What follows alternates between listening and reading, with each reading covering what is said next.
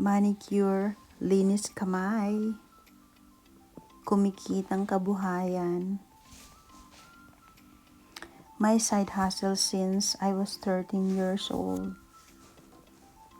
Thanks to my aunt who taught me how to do these skills when I was young.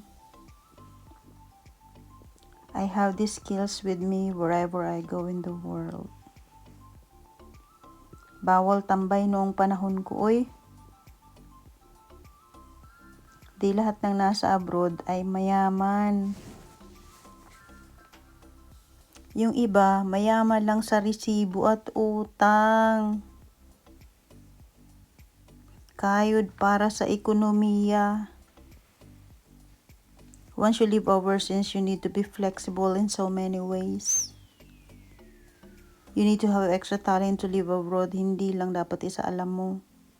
Blessed and great.